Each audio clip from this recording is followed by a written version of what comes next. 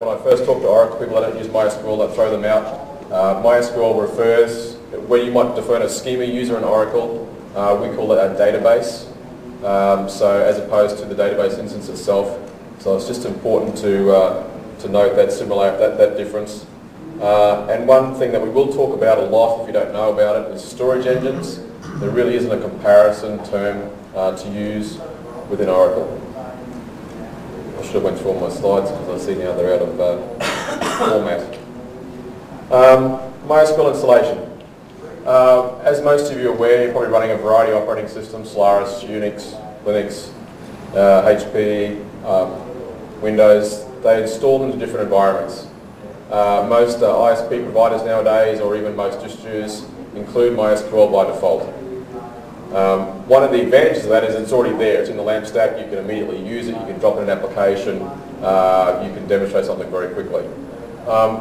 One of the disadvantages I find is that it places files across different areas in the file systems depending on your distribution. Now, if you come from the old school, which is where I come from, third-party software is stored in /opt. And from a MySQL perspective, you can do that. The distributions, the software that come with it, they can come in a Solaris package format. They can come down as an RPM, or you can actually get a tar.gz file. And I find that installing that into a separate directory makes it more manageable, particularly when you're looking at doing upgrades. You can use symbolic links to trial multiple versions of MySQL in parallel, turn one off, turn one on. And you can control these basically by one environment variable, which is called MySQL home. If you use the standard operating system packages, then you don't have that opportunity because they're working within the standard directories as listed there: userlib, barlib, barlog, and so forth. One of the key characteristics of that is that MySQL runs from a configuration file called my.cnf. Now, by default, MySQL will first look in /etc my.cnf and etc MySQL my.cnf from 5.1 for an existence of a configuration file, and we'll use that configuration settings first. It'll then look for a file in $mysql home /my.cnf. So as we just talked about previously, if you just use the default installation and you want to run multiple versions of MySQL, you're running 5.0 and you want to upgrade to 5.1, you want to trial those things out. It's quite a catch sometimes if you install, for example, a tar.gz file in an op environment, you start it up and it doesn't configure the way you want it to configure. You realise that you have an actual default, etc. my.cnf file floating around. So from a best practice perspective, I like to not use the default etc.mycnf. Again, if you're talking in a production environment and maybe you only have one installation, then that's not an issue. But I'm sure for most people here, you're going to be working between development, testing, and production environments. And so this is something that will catch you out if you're not familiar with it. Because between each different version of instances, you'll actually have potentially different settings.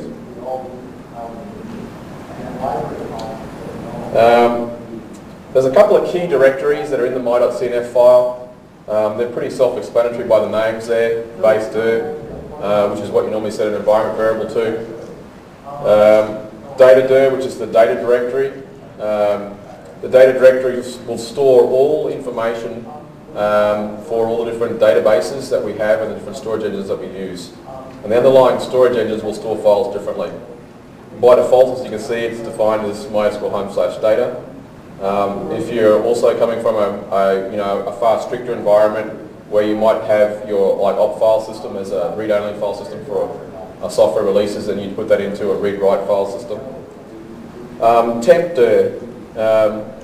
By default it's /tmp on your Linux Unix derivatives. I have seen in the past MySQL behaving not nicely when temp dir does fill up, so it's one of those things to monitor. And if you're doing certain things that use a lot of temporary file systems, it's worried to be aware of that. Within InnoDB, there are a number of directories that you can specify. InnoDB being one of the primary storage engines that's presently used for transactional support. So when you're moving from Oracle to MySQL, by default you would generally be going into an InnoDB storage engine simply for the transaction and ACID compliance. There are a number of settings there to which you can specify where the files for the underlying database, generally in a table space, are held for InnoDB. I'll talk a little bit more later about show variables, but within the MySQL client, there are options for you to actually see these variables at runtime.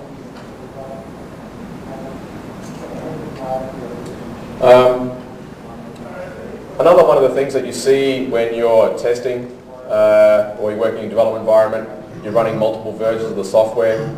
By default, MySQL runs, we're using a TCP port, defaults to 3.3.6. Obviously, the issue is that when you want to store multiple versions of MySQL, then you actually need to configure it to run against a different port, which is a general practice. Another option which is common is that people will actually allocate separate IP addresses so they actually run under 3.3.6 rather than having programs, for example, needing to configure a port ID by default. One thing to note though, that when you do use the MySQL port, that's for a TCP connection.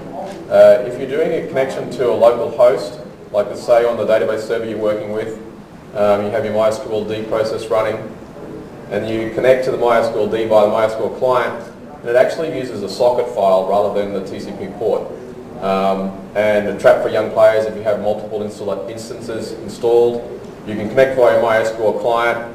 You can even specify that you're connecting to a different port, but what will actually happen is it will actually use the socket to connect to your database. So you could think that you're actually working against a different instance of MySQL, but you're actually not.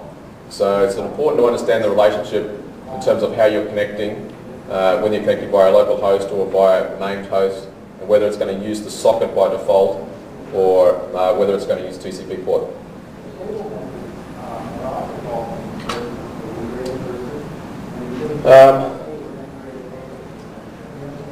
MySQL log files. We talked a little bit about my.cnf, which is the configuration file. The general process, MySQLD is MySQL daemon, and generally there's a script that runs that called MySQLD safe. I hope you guys have all seen that. MySQLD safe is just a wrapper against MySQLD. It serves two purposes. One, it looks for any server crash and will restart the MySQL daemon, and it will also produce logging into the error log. And there are certain parameters that you can specify at the mysql.com file or at the MySQLD argument level, which will define presently 4 different types of log files.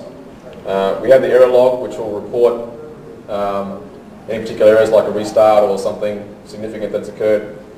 The binary log is not enabled by default. Binary logging enables us to record all of the transactions that occur against the database. It's significant when we're using MySQL within a replication environment, a master-slave environment. And binary logging is important to do point-in-time recovery. As with earlier we talked about with directories, there's setting within binary logging for allocating where binary logs are stored on the file system. All of these arguments, except for log error, will actually take a file location, including a file name, including directory, to where you write these files. Slow query log enables, as the name describes, an ability for you to log slow queries that are happening against the MySQL server into a log file. It's a free text file where you can see the SQL statements. By default, you can log slow queries. You can define how long a query is to run in the server before it gets logged. Presently, that's in a duration of seconds. When you start looking at time, trying to find queries that take longer than milliseconds, you need to look at things like, if you've worked around the community, Peter Zatsev has a microsecond, micro-slow patch that converts the granularity of this. One of the other things that it does work well is that you can actually turn on logging to log for queries that don't use indexes. So it's possible that you might have applications out there that are not closely monitored. Users may be running queries ineffectively, and by turning on log queries not using indexes, then you can actually see some things that may be providing detrimental effects to your database. General log is also quite interesting. You can turn on general log, and that'll log every SQL statement that occurs against your server pre-parsed.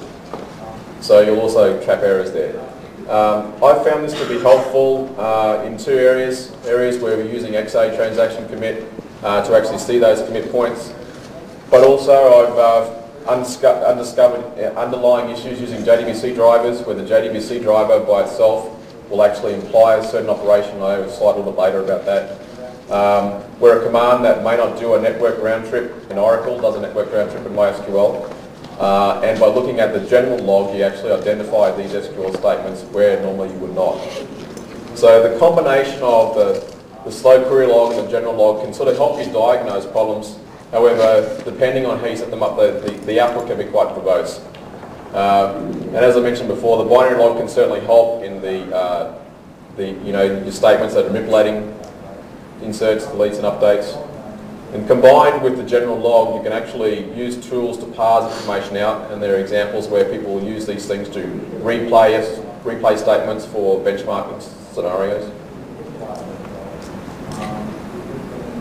As of 5.1, which is presently in beta, two of the log files, the general log and the slow query log, are available via SQL. In addition, you can actually set them dynamically at a server level. So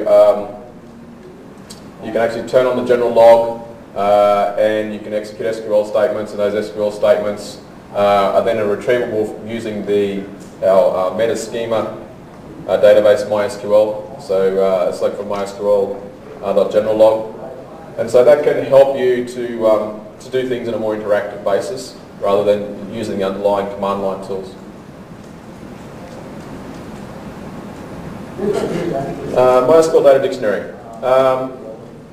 As an Oracle DBA, you spend a lot of time looking at DBA user and all tables, or especially the virtualized $V session tables. So what does MySQL offer as an alternative to those? As of MySQL 5.0, so if you're running any older versions, you won't have access to this. We have information schema database. It's actually a virtual database, read-only, that provides a number of tables that you can then query. Things like tables, columns, views, user privileges are quite self-explanatory names. As of 5.1, you've got process lists, so that's your $V session table that allows you from a SQL perspective to be able to query what current running queries are and what state they may be in case they're blockers or waiting for locks.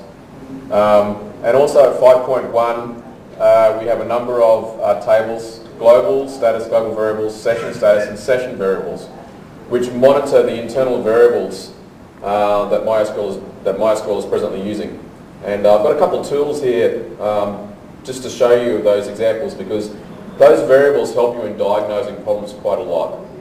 If you've got a MySQL environment you've inherited and you're actually using that, let's say you're running an internal wiki or some other tool, it'll quite happily just hum along nicely, providing it just satisfies your normal user parameters.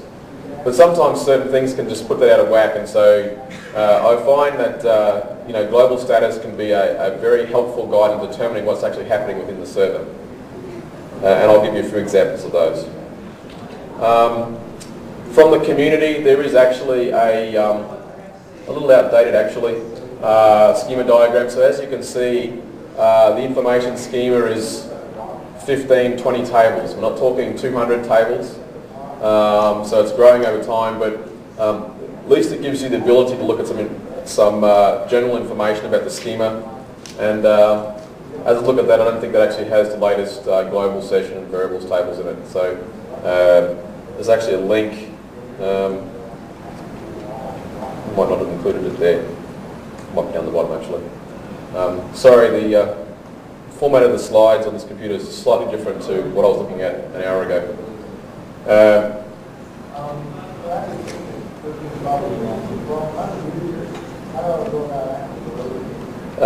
I had some examples here, which I'll clean up. Again, just similar things that you're normally used to, just selecting from information tables, looking at the data size of tables, and you can break down by the schema user as to what size they're using. I look at routines, which are stored procedures or functions.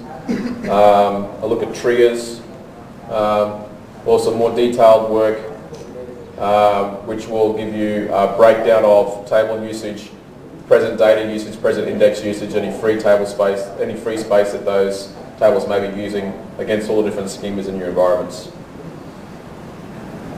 I mentioned show commands. Within the MySQL client, there are a number of commands which are not SQL commands per se, that show a lot of information that can help you. They're pretty self-explanatory. As you can see, they show tables, so if you don't know, for example, the table structures that you have on a database that you may be looking at, show tables, list those tables. You can describe a table much as you can, the same syntax as an Oracle, DSC or describe. Show warnings is helpful because within MySQL, you can actually execute a command and it will actually succeed, but it will produce a warning. And this can provide quite a lot of confusion, particularly in data migration or in silent data conversion. We'll talk about that a little bit more. Where the server has responded as success, your code has accepted that, but the expected result that you wanted in the database wasn't what you expected. Show warnings can sometimes identify those. Show status and show variables that we mentioned, they're the partners to the underlying tables, the global show status, global status, global variables, global session.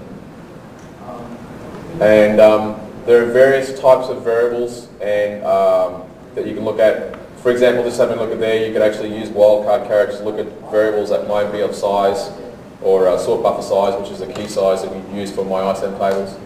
And as of 5.0, the scope of the show variables command has changed from being a global scope output to a session scope output.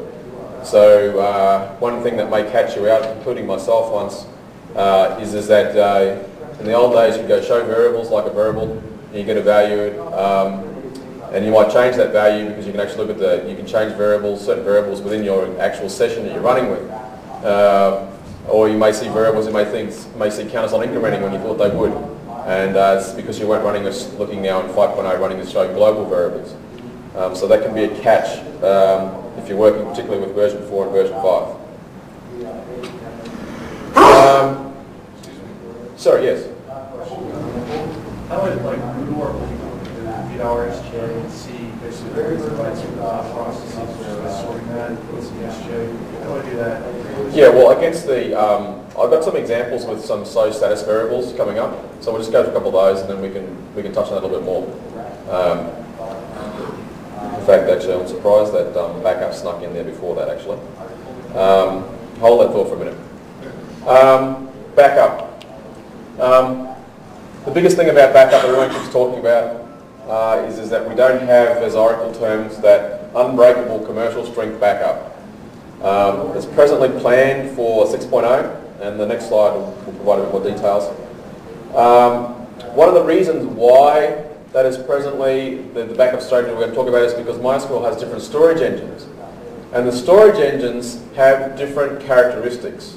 And those characteristics have not been encompassed into a consolidated commercial strength unbreakable backup strategy, backup and recovery strategy.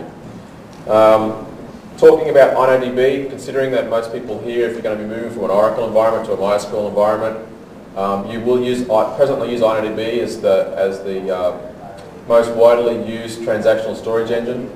There are other transactional storage engines that you will hear about.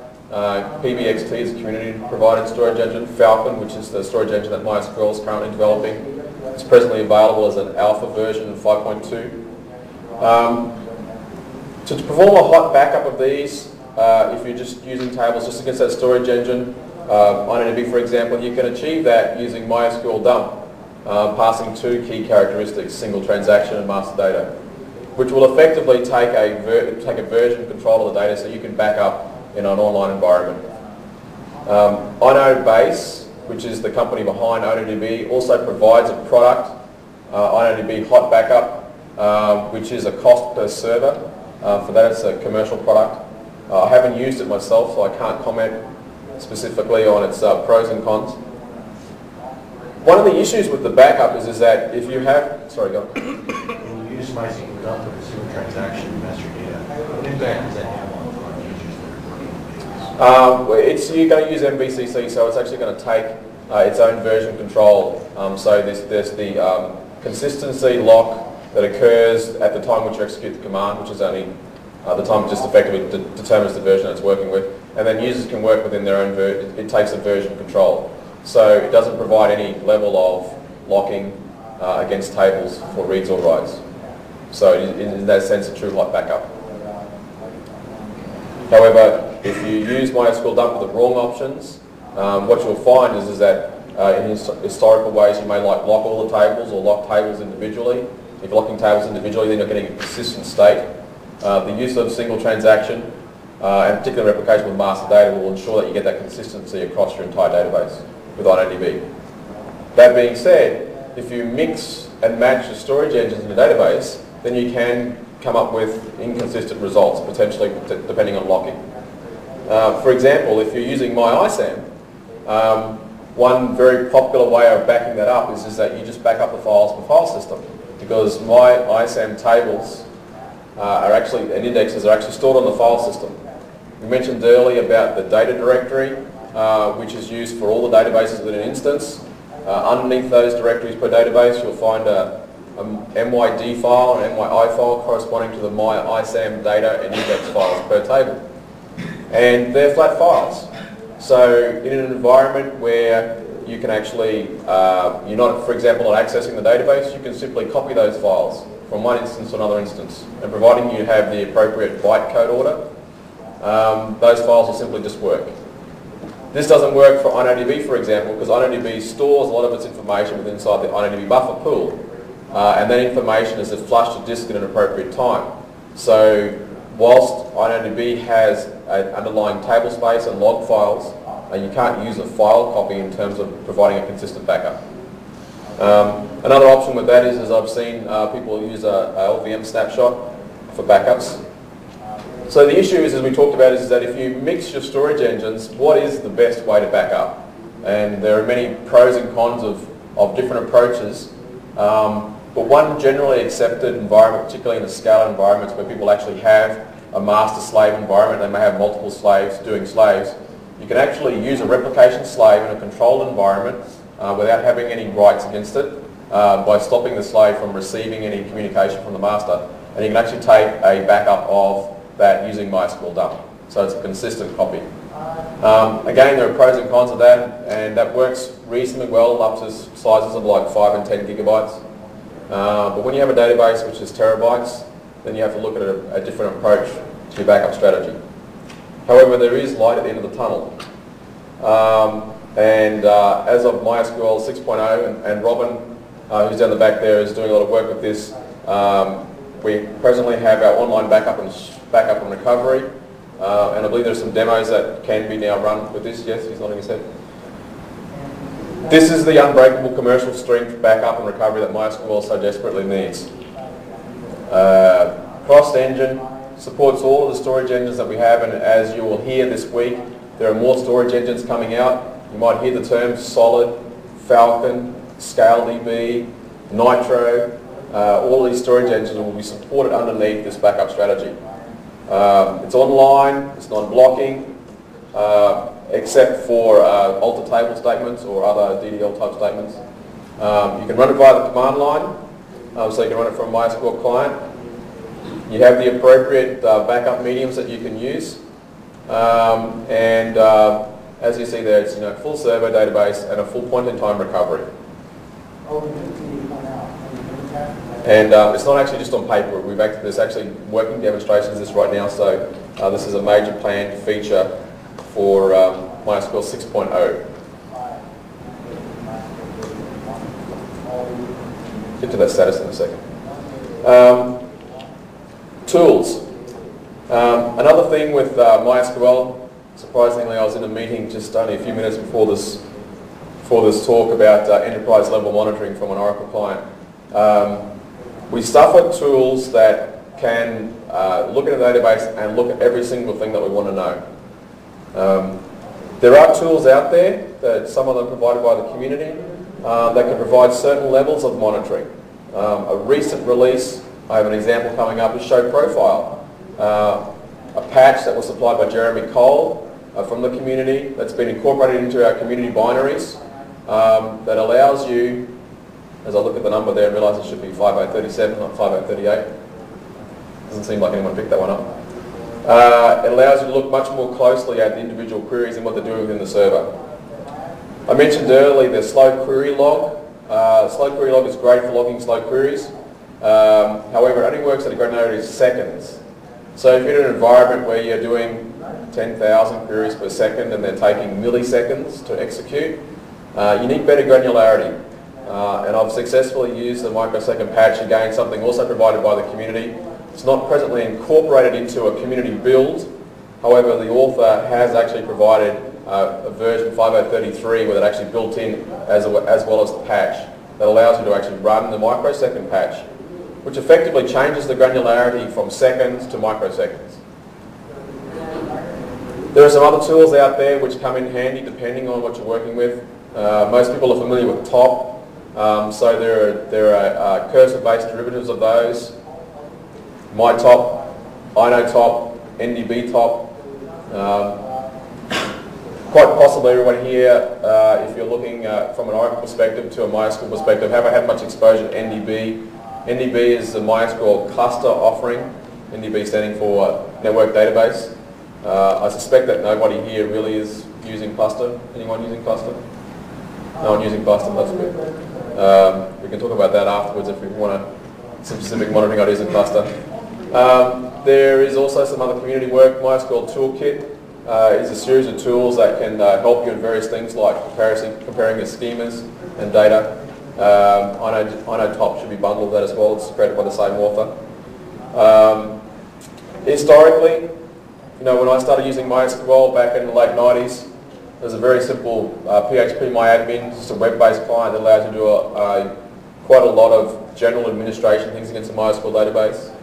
There's even an Oracle port of PHP MyAdmin, which I don't know, I haven't used. Has anyone actually used PHP MyAdmin? So again, this runs on the LAMP stack. So when you're used to rolling out the software onto a standard operating system that comes packaged with LAMP stack products, you simply drop in something like that. It's a quick tool.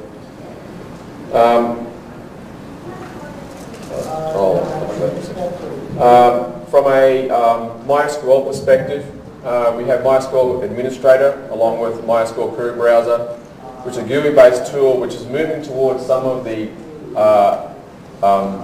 capacities for you to be able to monitor your system much more closely.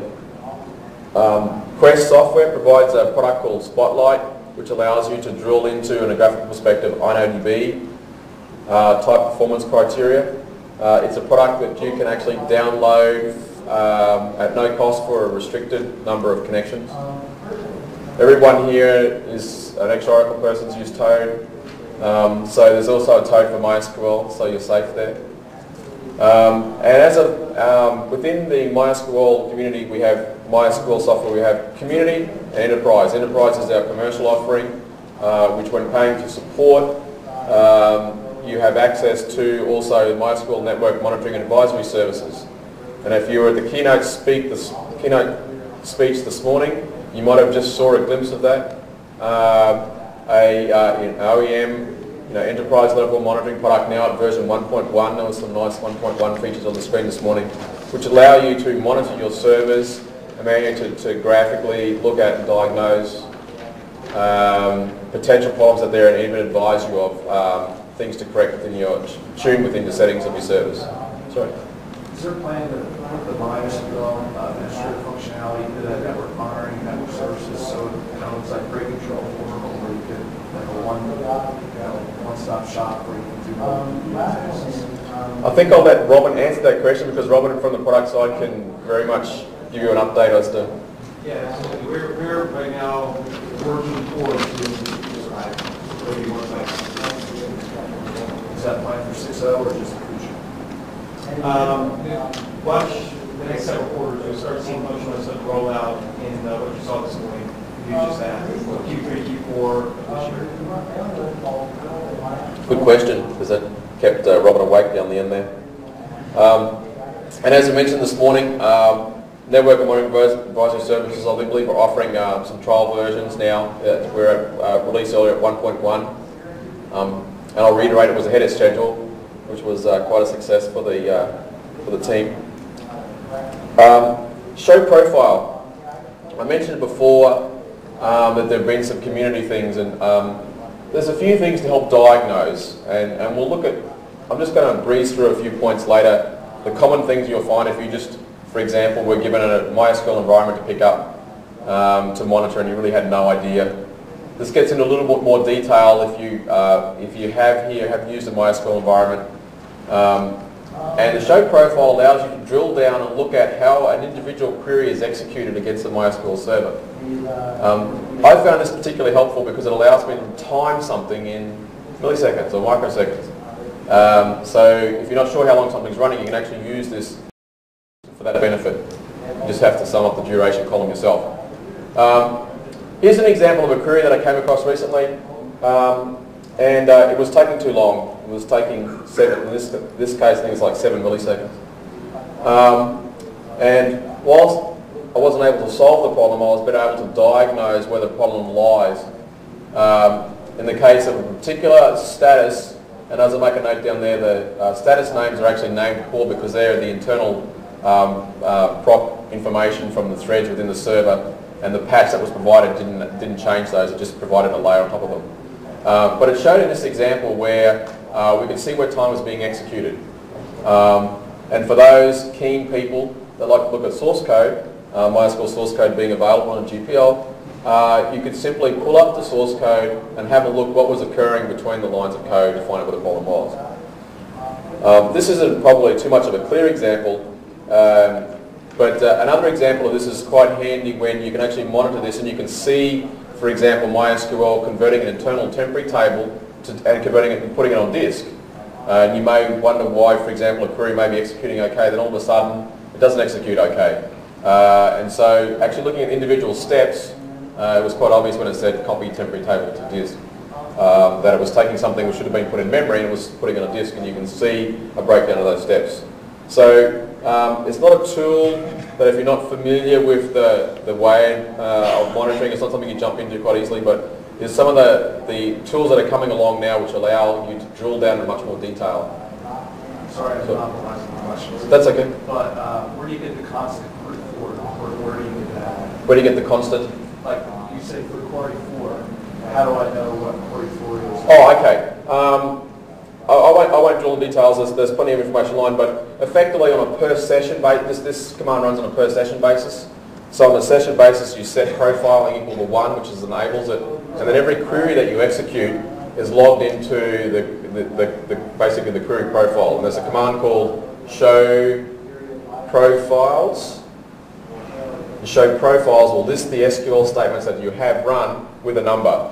You can define by a buffer how many SQL commands you keep within the show profiles buffer, and then out of there would have been a query which said 4 and then the query that I had just run, and so there I could use 4 for that. There are also additional options with show profile. The manual page, which I didn't put in there, can provide a lot more information for that. Robin? FYI, I've done an article out with the Dev Zone where it goes through kind of like a tutorial on this, shows you examples, code you can use and everything else, so you can download that or view it online. But so, you can look at a global level though, not just a session level? Yeah, this is on a per session basis. So some of the problems that exist with show profile, which I actually just wrote about recently, not problems, but this is part of the community of people, also in the keynote speak this morning, which was mentioned, one of the keynotes. You get stuff out there, and people will use it differently or in a different expectation of what you figured. For myself, I use show profile to time queries, which came in very handy. What I'd like to see show profile do is to basically execute or store queries only that take in excess of a certain period of time, rather than just every query. I'd like to be able to monitor queries across different threads and connections, rather than the single connection that I've got in, that I'm actually working in. So, I mean, part of the community is to actually use the tool to go, these are features which I'd like to see in it, feed them back to the, in this case, the developer in question, and they're usually quite receptive to those things. I mean, the show profile command just came in with the last community release, so it is relatively new. However, the patch has been available for a while. But this just shows the fact that you can contribute, and there are people out there who have very smart C developers in their organisations. These are sort of things you say, okay, well this command doesn't do it. Can you just go away and do this for us, just so we can try it? So, and the opportunity to contribute that back exists. I think we're at probably a reasonable point where we can stop for a couple of minutes, because this is actually a double session. So I don't know if people are coming in and out between different sessions. But if you just want to take a break for a minute, we were going to talk about session variables, which are coming up. So we'll just do that for a moment. Everyone can stand up, stretch their legs, not stretch their legs.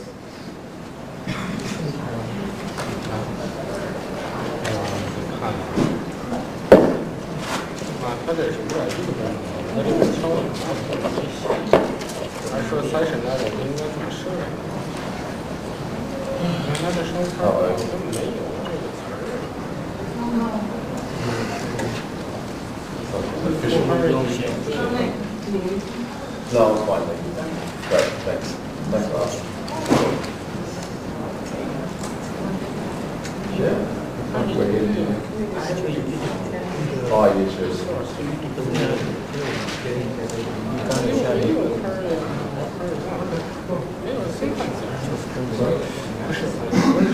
I'll publish this after the talk, so yeah. I just actually, one of my fixes is that kind of like just downloaded it and all my titles and bullet points. I just wondering what happened to the version I had a few seconds ago. But I'll publish them this afternoon. Okay, cool.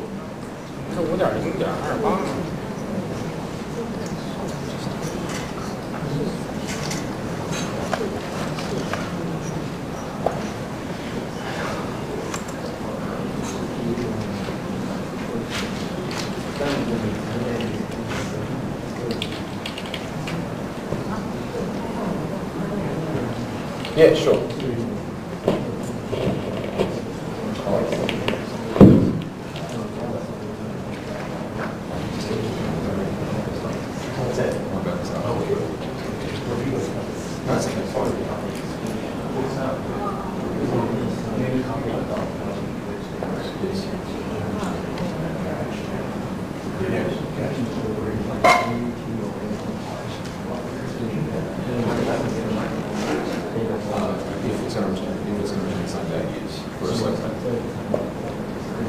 This is the query in Oracle. Yes, the query execution. Yes. Yes, that's right.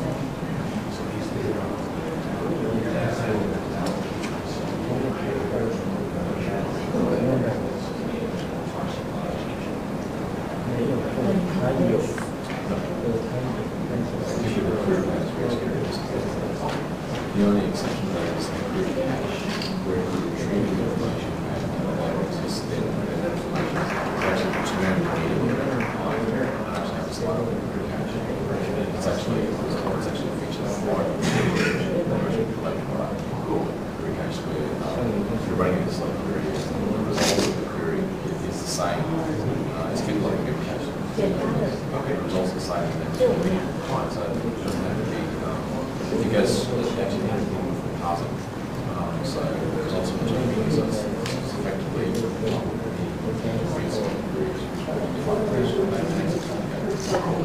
that's one that feels well under a higher environment, but if you're in the mixed group environment, then actually it's the query cache. So it's overhead every query that you're executing. So once it's in one environment,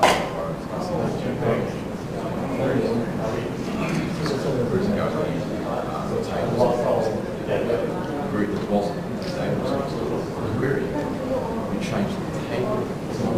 Once you change that one table, then that group defines the style. The granularity of the table. So you can showing how true you're already vetting that. So that's what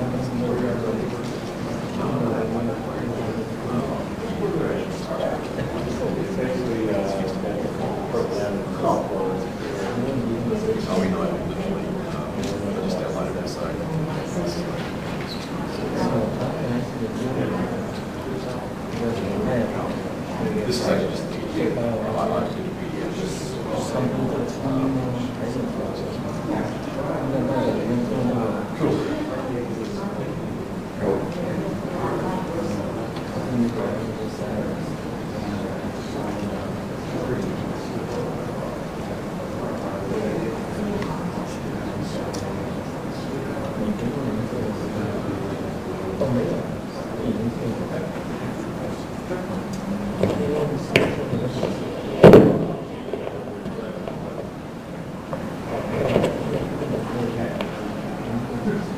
Okay, well, we'll get started again because the sooner we start, the sooner we can finish. Just a couple of questions in the break. I haven't published the slides, but I'll publish them as soon as we finish the presentation. And in fact, there is a link at the end of the slide which talks to some of the online references. Martin mentioned this morning about Planet MySQL. So if you've never been to planetmysql.org, which is our blog aggregator, now's a good time to do it this afternoon because I'll publish my paper and you'll be able to pull it off directly from there. Tools. This is the tool that I use the most. And so we're going to start talking about some of the status variables. I've got some other slides about sort of like common problems that you'll see. They're more beginner problems. This is a little bit more advanced. Probably should have swapped them around. Anyway, we'll work through these. There is a command called MySQLadmin. And MySQLadmin passed with the extended status option effectively gives you a show global status, which lists all the global variables and their present settings within the server. But with some nice commands, -r and -i1, iteration 1, -r, will calculate the difference between the status variables per second and output them. So what you can do is you can very quickly see what is changing in the database on a per second granularity. And we'll have a look at just some very simple examples in a second. But this can help you to identify what's going on in the server. And it can also help you to diagnose potential problems in a more advanced scenario.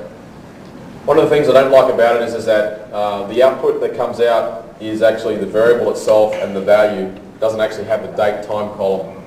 However, I was talking with one of my fellow consultants yesterday and he said, oh, that should be pretty easy to do. We should just sit down and do that. So if any luck, because that's something I really want, I might actually get to write it soon. I didn't actually provide a link here, but there's also, if there was one page in the manual that I would bookmark, there's a page in section 5.1 to do with variables. And at the end of the session I'll actually pull that page up. I should actually have it in my slides. And it lists all of the variables and statuses that MySQL use, defines whether they're session scope, global scope, whether they can be changed in runtime, and because I make a reference here to com asterisk, and no one here in the audience is actually going to know what com asterisk means if you look at the entire list of variables. So let me just give you an example. If we just ran MySQLadmin by itself, we'll get a list of 300 variables. So grep is your friend to remove the variable options which don't change in that second. Surprisingly, the colleague I was talking to said he'd written that patch, so I might add that one as well. So in the particular environment I was working with, I think from memory this is a 5.0, like a 5.0.36. There is inherently some activity that happens on the server. I'm not going to explain the details of that, but you can see the last line uptime, which means that the uptime variable has increased by 1. Com shows status, which is this line here, which is the command called show status, had been executed once. There were some other things like it had actually created internally a temporary table. It had actually done a scan, and it had actually done a disk read. You know, these things are all actually bad, so it's good to note those when they're idle. So what? Yeah, sure. Yeah, select scan, that's a full table scan or a full index scan? The select scan, I believe, would be a full table scan. Okay, and then create a temp table, that is when the sort should happen in memory, and it was enough memory to go out the disk to do it. The create temporary tables, that's a good point. No, create temporary tables is only creating a temporary table in memory, not to disk. Okay. So it's just a memory. In fact, bear with me for 5 seconds because the actual page in question I was telling you about is really quite beneficial.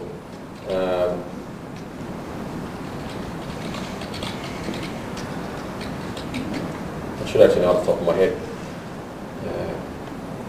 But under the 5.0 manual, if you don't already know where that page is, you should bookmark that, the document.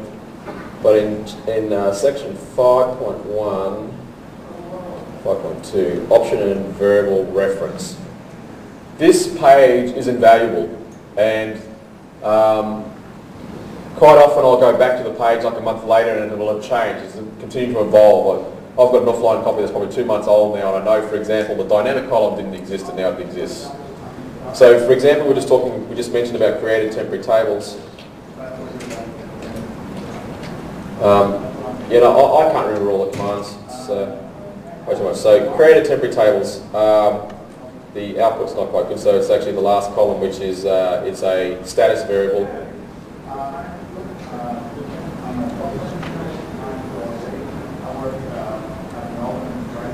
But you can drill down into what does created temporary tables actually mean, and just as a proof of concept here. So, created temporary tables. We can look at that, and the number of in-memory temporary tables created automatically by the server.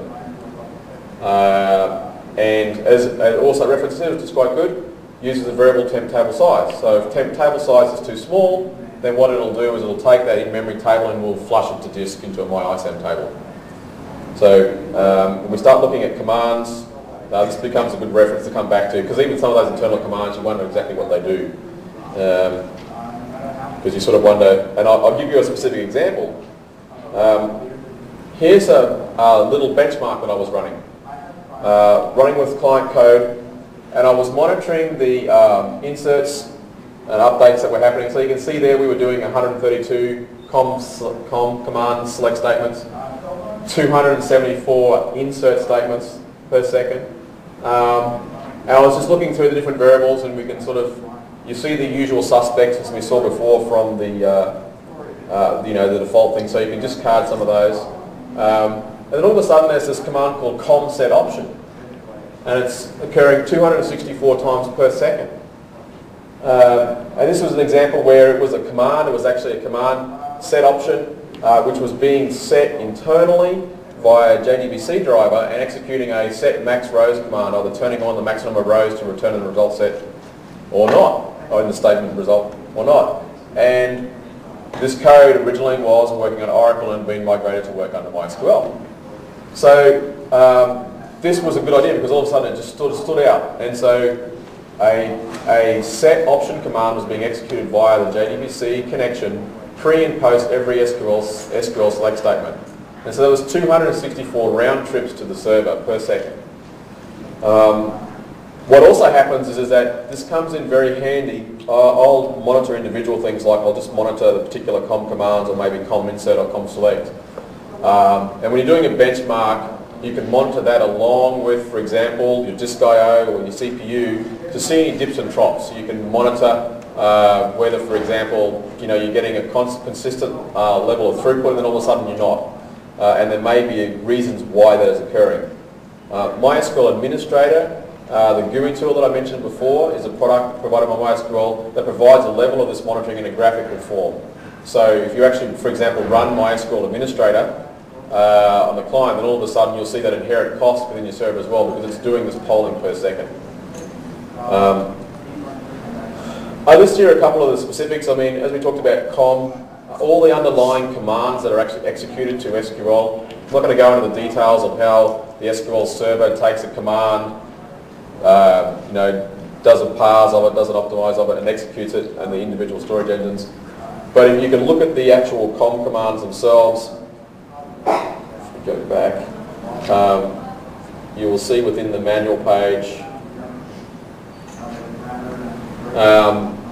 quite a number of pages, starting with com alter table, all the way through to com, you know, XA start transaction. So every time that code is actually physically executed in the MySQL server, the variable will increment. So as we just talked before, created temporary tables was a good one. we can see when you have connections, you can see how many connections you've got, see how many open connections that you've got. You can see how many maximum connections that you've got, so you can work out whether you're using more connections or not. A common one is to do with table cache. Every table that's stored in the database has a .frm file, and that .frm file is loaded into the table cache. Now every query that's executed takes a copy of that table cached FRM file, which is the form definition, for every table that's used per query. And what happens is you can actually find that that variable is too low, and all of a sudden you see open tables as a variable that's growing rapidly. And so it's just one setting to change, changing your table cache, which will change the way in which MySQL is actually retrieving that information all the time. It's a little hard to diagnose until you actually have a look at it yourself, but now that you actually know the command, you can have a look at it, you can see what is changing, you can sort of drill down on these particular variables. As you can see, the list is into the hundreds, and if you start using InnoDB, you'll find quite an extensive number of ones. As I mentioned here, two that I look at InnoDB level are the buffer pool size, or the entire ones, InnoDB buffer pool here. What comes in handy is that you have InnoDB and using InnoDB buffer pool size as the memory allocation, effectively the SGA for InnoDB, where ideally you want to store as much information, data indexes, in memory, and that information is just flushed to disk at a particular flushed configurable variable. What you want to know is how many pages are actually stored in memory, how much memory is available. And I've worked on a site before where their memory didn't store all their tables and all their indexes. So you'd see over time the InnoDB buffer would heat up, would warm up, and would start storing data pages, and it would store index pages. Then they'd start running additional commands, and it would have to page things out. And so you can see when you start running out of buffer size. Unfortunately, they were using Windows Server, so they were restricted to the 2 GB limit. Sorry, you had a question? Can you, InnoDB, is there mobile buffer pools to manage, or just one? No, just one. In a MySQL environment, in a large environment, the general rule of thumb, if your tables are generally all InnoDB, for example, 70 to 80% of your memory for your server gets allocated to the buffer pool size, which is why it's significant that you're running a 64-bit operating system, because you can work over 4 gig. I know of numerous examples. The client who was just sitting in the front before has just left. In their environment, they upgraded all their database servers, their 20, 30 plus database servers, and they went from like 6 gig of RAM to 10 gig of RAM.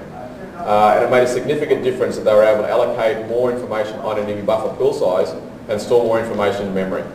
So, particularly for InnoDB, it's a key characteristic. You can also, within some of the other variables, you can see the reads and writes, so you can see how much stuff is actually being flushed to disk.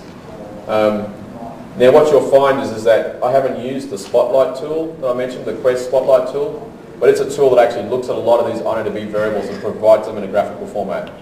And as Robert had mentioned before, a lot more of these tools will be coming online this year. Didn't know how much he was going to mention about that, which will integrate all of these things into a much better OEM product offering, which is going to get you closer to what you're used to within Oracle Enterprise Manager. Anyway, we'll keep moving. So very quickly, if you haven't really used MySQL, these are the most common problems that you'll see. I was actually working on a client a couple of years ago, and I was working on an Oracle site, and I was not responsible for the database administration or system administration.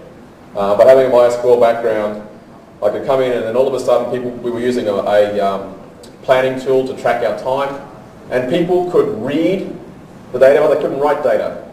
And they go, well, what's wrong with this tool? And they have to try and find the DVA to go, okay, what's wrong with this tool? And the Oracle DVA knew nothing about it. And I remember someone telling me the problem, and I said, the disk is full. It took me 2 milliseconds to determine that quite often when something freezes, and it's a general LAMP stack product, it uses MyISAM, doesn't use InnoDB, and the file system that it's on is full. It's a common problem. When something runs slow, you'll find that something works okay with a few users, then all of a sudden you put 20 users on it and it doesn't run. You'll find that the MySQL instance just has the default buffers. the default key buffer size for MyISAM, InnoDB buffer size, sort buffer size, all those variables which are default, and you'll find that simply increasing the buffers, half a dozen either per server variables or per thread variables, will simply make an entire change to the performance.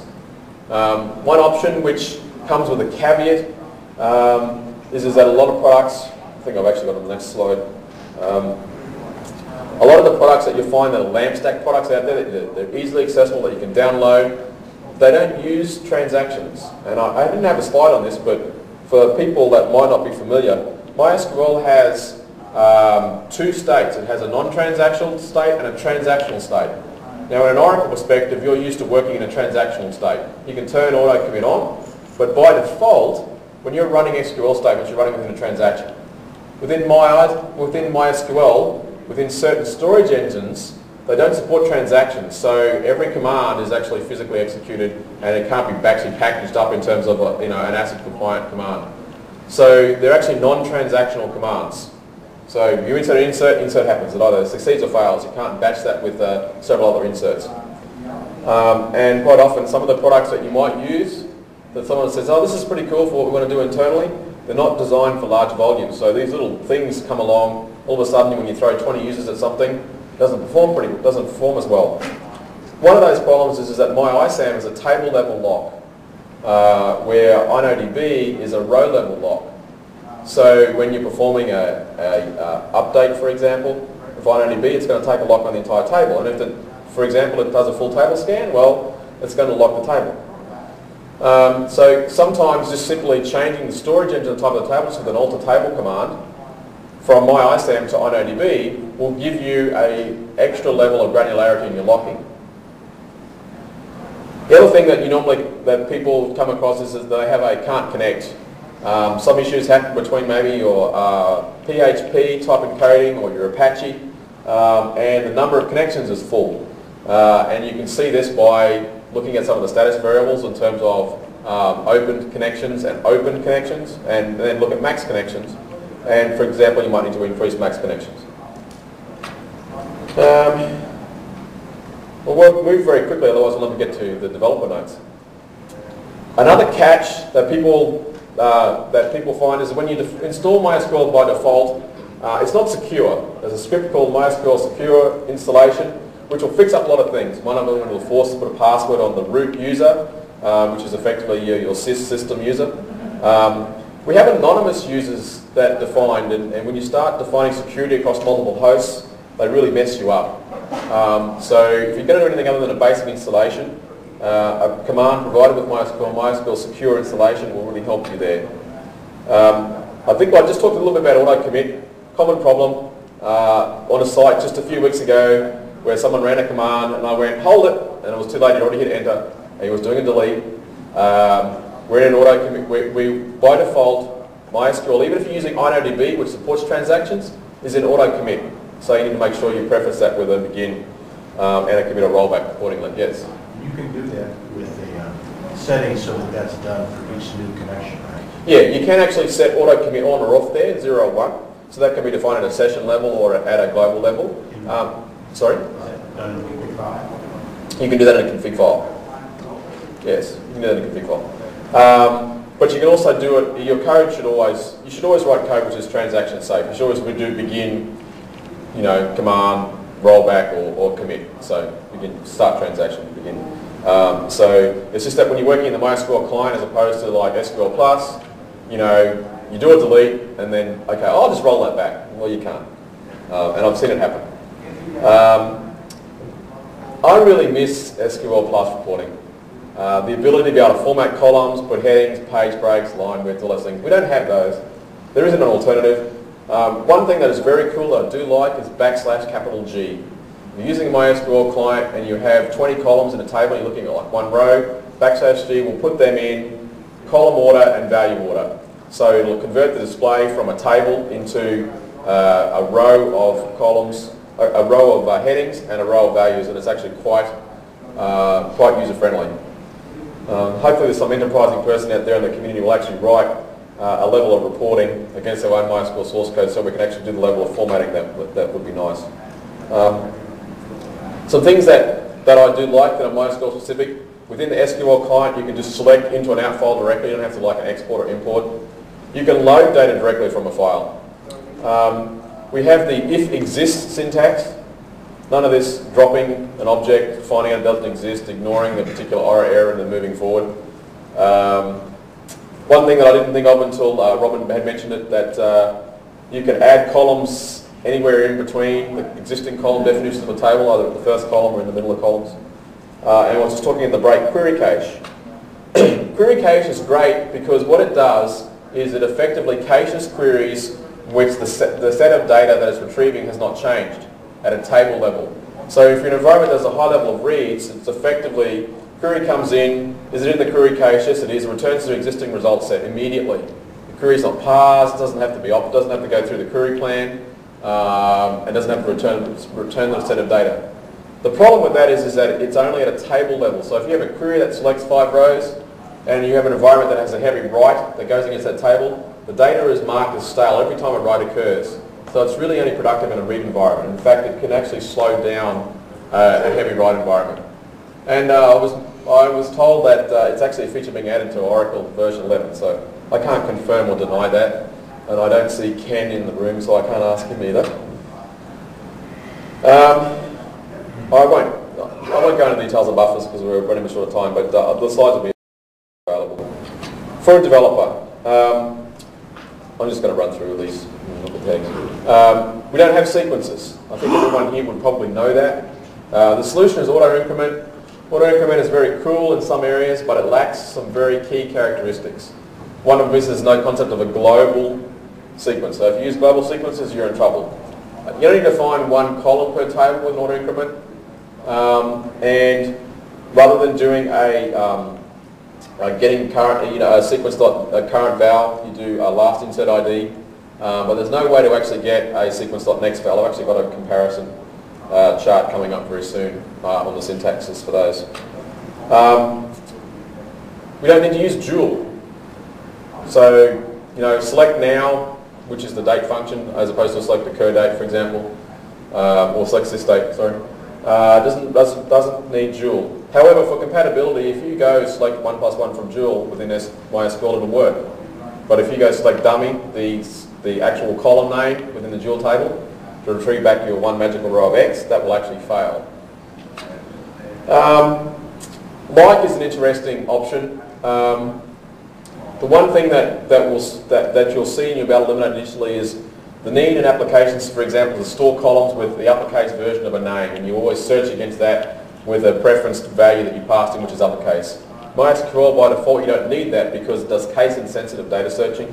So my little example there, if we had data which was alien uppercase and alien lowercase, then a search looking for uppercase A would find both rows. You can emulate the Oracle specific environments by defining your, using DDL syntax, defining your columns as binary, which means it will do binary comparison of the data as opposed to case-insensitive comparison.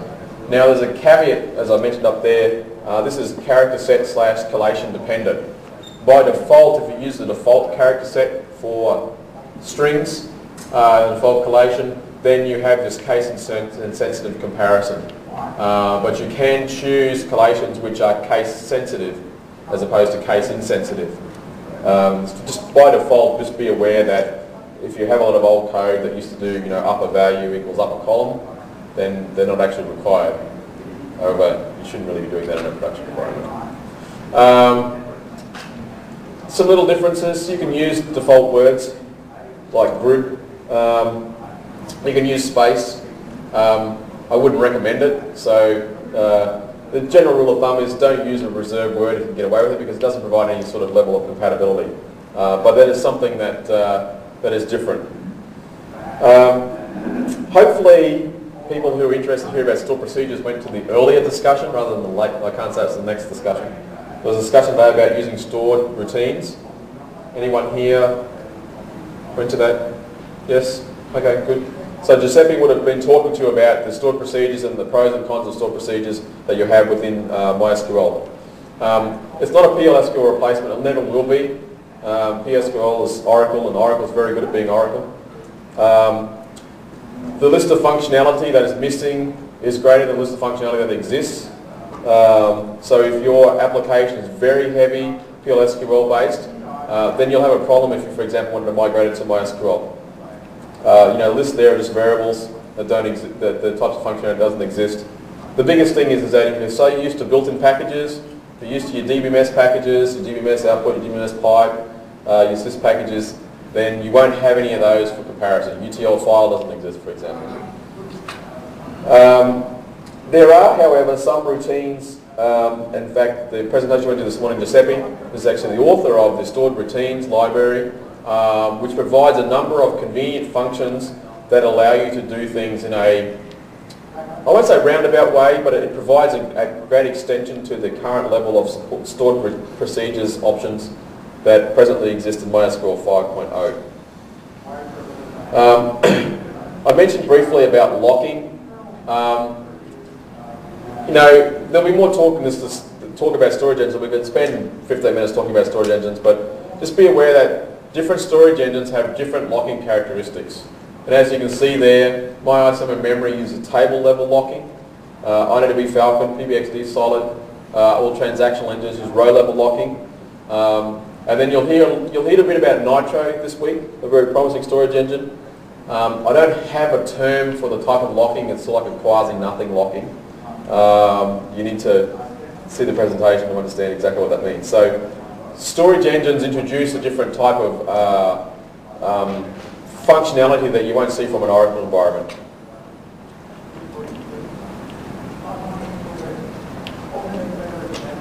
Hopefully. By default, MySQL has a mode which I don't like, to put it quite bluntly. It has things like silent type conversions, where if you insert a string that's too long, it'll silently truncate it to the length of the string. You insert a number that's too large for the column, like a tiny int unsigned, you insert 300 and the maximum is 255, it'll store 255. So this is where show warnings comes in handy, because show warnings will say, oh, there was a warning. Okay, I silently truncated this. Using SQL mode allows you to enforce more stricter handling, and by combining traditional mode and Oracle, and I won't go into the manuals, all the specifics of those, you get better support. For example, here's an example. We don't use the pipe characters as concatenating strings. However, if you set SQL mode equal to pipes as concat, then you can use the Oracle syntax that you would normally use here for combining strings, as opposed to string concatenation functions concat or concat with separator. As I said before, for example, the Oracle SQL mode combines a whole series of modes, one of them being pipes with concat. However, be advised, if you do start playing with SQL mode, other tools that you may use which come from the LAMP product may break. One of them, for example, being the Oracle, the MySQL to Oracle migration toolkit. One data type that's very handy is timestamp. It's a column where I come from a background where you would audit the data in a post insert or post update trigger to record the last time that record was actually created or modified. It was done at a trigger level so that the application couldn't fudge that information. You'd have all these, before inserts or before update triggers across every table. The timestamp column allows you to define that at no cost. So MySQL will record when a record is actually updated using the timestamp data type. Now the difference between I might have this in the conversions, actually in the conversion notes, migration notes. Some things you might see if you look at LAMP products. Multi-insert is very cool. You can go insert, select a series of values, and you can pass in multiple sets of values. So you can, if you have three columns A, B, and C, you can insert 1, 2, 3, new values 1, 2, 3, values 4, 5, 6, values 6, 7, 8. So you effectively batch all of those insert statements together and send them all to the server in one command. So it can improve performance. There's only one round trip. There's a command called replace. Name pretty much answers what it is. However, its operation is not what you think. Replace might be, okay, if the record doesn't exist, insert it. The record does exist, update it. However, replace actually goes, the record doesn't exist, insert it. If the record does exist, delete it, then reinsert it. Low priority and high priority are different syntaxes based on select statements, insert, update, delete, where you can change the priority by default. Normally, a reader, a select statement, is going to be blocked by a writer, by an insert statement. But you can actually override that setting and say this select has a higher priority than any inserts or updates that are coming in. So you can actually change those things. There's also an option called insert delayed, where you can actually tell the server to say insert this record and just give control directly back to the client, and actually occurs in replace as well, where the client says, okay, I'll continue to do my work, but then the client effectively gets a successful status and the insert occurs at some point in time in the near future. However, there's no way for you to log that in case it's an error, in case it errors out. Migrating. Just going to flick through some quick things on migrating because you learn tips and tricks from doing this. You just simply use Oracle heterogeneous services, the ODBC driver, define a MySQL connection, and just simply connect via database link. You're done. Simple as that. If only it was that simple. So you can actually talk to MySQL, read and write MySQL from within Oracle. But normally you don't actually do that. You're migrating from one system to another. Very quickly, schema data, objects, and application. It's quite straightforward. MySQL provides the MySQL migration toolkit that allows you to migrate from SQL Server, Oracle, Sybase, half a dozen other database products into MySQL. Works well with defining the schema objects, the tables and views and data, but doesn't do things like sequences, stored procedures, or triggers. Some things that you will note when you're doing a migration, and also we're talking about DBA things. Table names are case sensitive, and I was on a site recently where, in some cases in the code they were referring to a table name in lowercase, some cases they're referring to an uppercase in the code. Within MySQL, by default, and this becomes operating system dependent, if you set the use lowercase table names variable, that will always force table names to lowercase. Table name is actually case sensitive because it actually represents a file on the file system. The biggest thing you'll find with data types is that MySQL will split up number, your integer, floating point, and fixed point into at least three data types: int, float, double, and number. In fact, one of the things with MySQL is that you have multiple data types at integer level: tiny int, small int, and big int, that respectively go 1, 2, 4, 8 bytes in length. Unsigned is also an attribute that you can add to a column, which will let you specify whether the value can have negative values or not. For example, a tiny int, a single byte, by default is -128 to +127. That's the values you can store. If it's unsigned, it's 0 to 255. So, for example, unsigned gives you a value of 4 billion. So if you're working, for example, in a data set, if you define your columns by default as big int rather than int, then you're actually using 8 bytes instead of 4 bytes. If you're using identity buffer pool size, you're trying to store your entire database in memory, then if you can use 4 bytes instead of 8 bytes for a column in a table, then you're saving memory. So, data types are important, particularly when you start looking at keys. We talked a little bit about auto increment. Some other types of functionality at schema level that doesn't exist: snapshots, check constraints, query synonyms. There's quite a lot of things. MySQL is simply not a replacement for Oracle per se, as in like, okay, well I want a cheaper product, I'm just going to swap them in and out. One thing that catches me out every time I do a migration is that I really miss NLS date format. And so you have to do really funky things to convert the Oracle output of DD, MM, YY into the MySQL default input of YY, YY, MM, DD. We talked a little bit about silent conversions, where I said MySQL, if you pass it, you have a column of varchar 5 and you pass it a string of 10 characters, it'll just silently truncate it. You're not going to see this in a migration because Oracle's going to be far more strict. One thing that is significant there is there's no millisecond support within Oracle, like the Oracle timestamp column. However, I came from a meeting prior to this where there was discussions about this exact topic. One of the things with migration which does help identify problems is that you really need to verify your data. Count your rows, sum your columns, MD5 check sum your values. Because what it does is it identifies issues. Number of precision is the most important one that I find, a rounding type error. Multi-set characters, where MySQL by default will use UTF-8, you'll find issue there. And something I only discovered from a client 3 weeks ago, the Oracle char, which is supposedly this is the ANSI standard format, will actually return a string of length of the definition of the string. Char 5, so if it's actually only 3 characters long, it'll actually return a string which is 5 characters long. Where MySQL will actually return it as 3 characters long. There's still a bit of discussion about knowing whether this is ANSI standard or not. So part of the verification process when you're doing a migration, you've got to look at these things because your application might just assume that it's going to find some data, and then if you're not actually verifying it, you'll find little things like this that you won't realise are actually problems until sometimes you get some data corruption. We talked before about stored procedures and its restrictions.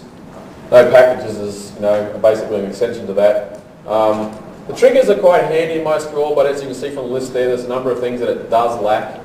The biggest one is you can't have multiple triggers of the same type.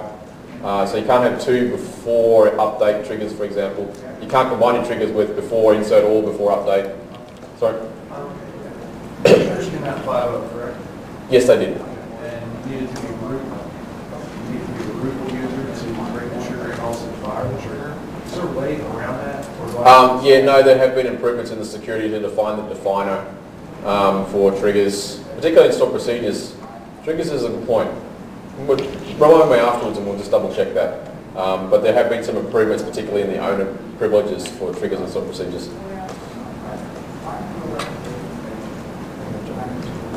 I mentioned before little things about the sequences thing. So, for example, sequence.current value, there's a function last insert ID.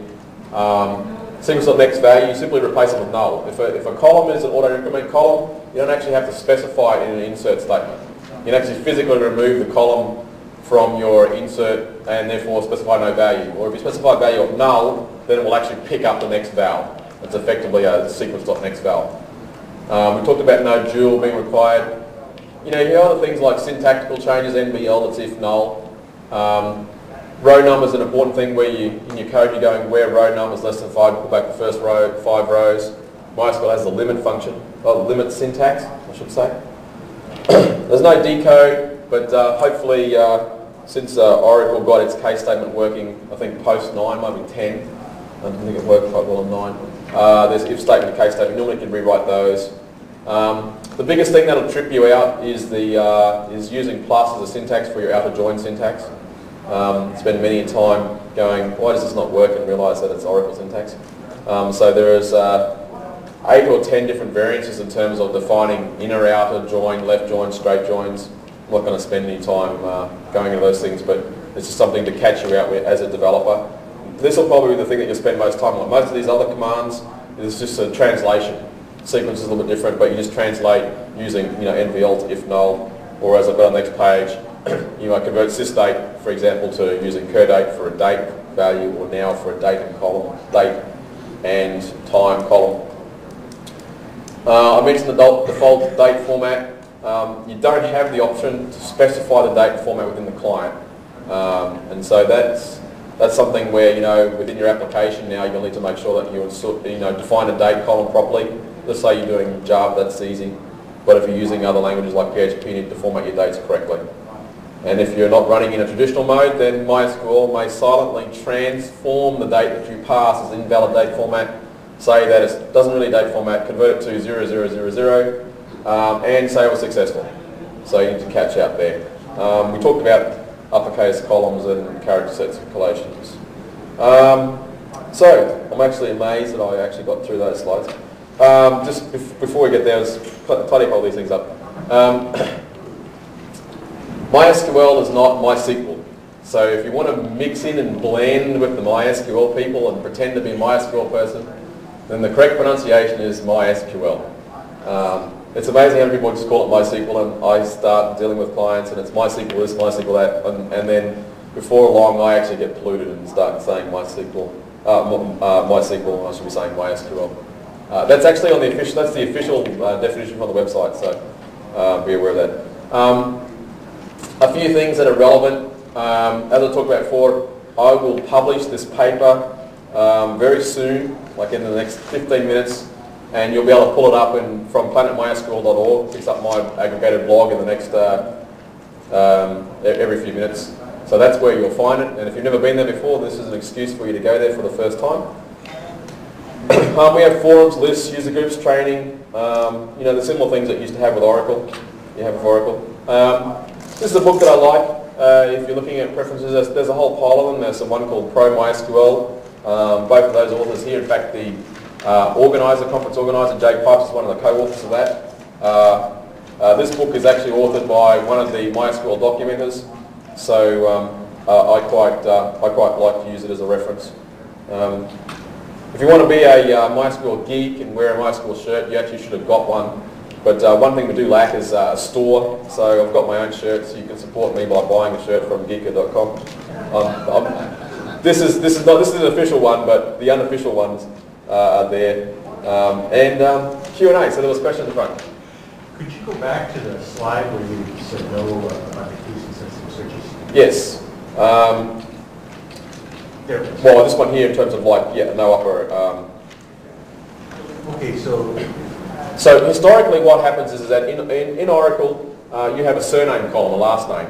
And traditionally what you do is you create an uppercase last name column because people could put in a surname in uppercase and lowercase, but when you're searching, your application you would first convert the input value that you've got to uppercase, and then you would compare it with the uppercase column in the table. You know, that's the intelligent way to do it. You know, the unintelligent way was take the column that you have, use the upper function, and then use upper of the value that you're passing in. So people who didn't actually use separate columns to do uppercase would do it just the layman's way, which is using uppercase. So within MySQL you don't need to do that, because regardless of the text that's in the column and regardless of the value that you pass, it will do a case-insensitive search by default.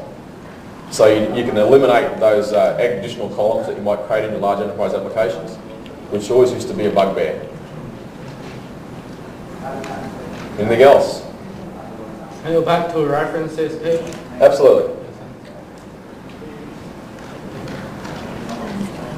So we got the MySQL, so MySQL.com, dev.mysql.com. So before, when I actually went to documentation, it's actually dev.mysql.com/doc. So I normally know that off the top of my head. The SourceForge is an environment where people can contribute community ideas. You'll find lots of open source projects. The ones that are used by people are there. People that might be contributing things like messaging API, user-defined functions that you can write functions within C and build into MySQL. Some of the storage engines. Forums are very popular. Forums and lists. I haven't put up their IRC. There's a generic IRC channel on Freenode, #MySQL. And it's really quite surprising because internally we use IRC. But I've actually zipped over to the MySQL channel and I'll see 3 or 4 MySQL support staff people actually on that public channel. So, and you might know them by names, but I know them, but quite often you'll actually find MySQL employees actually hanging around in the IRC channel as well. There are lots of different user groups. You can go to user groups, or if anyone here knows about meetup.com, all the user groups generally run from meetup.com. Do a search in your own area for a user group. I'm in New York, so if I ever actually spend any time in New York, I would go to the New York users group. I seem to spend most of my time working in San Francisco. And we do have professional training. There are training people here that can provide level courses from introduction, DBA, performance tuning, and I'm sure a whole gambit of other ones, developers. You can also look at consulting. I mentioned that I'm part of the consulting team. So one of the consulting packages that we offer is Oracle to MySQL migration, where we can actually come in and work through that, or other types of things within a MySQL environment. So I think we're sort of wrapping up time here. If anyone's got any other questions, you can feel free to come and see me, or if you want to ask something now, I'll be here. And you have never been to planetmysql.org, there's your homework for the day. Go there and I'll have the slides there. So thank you.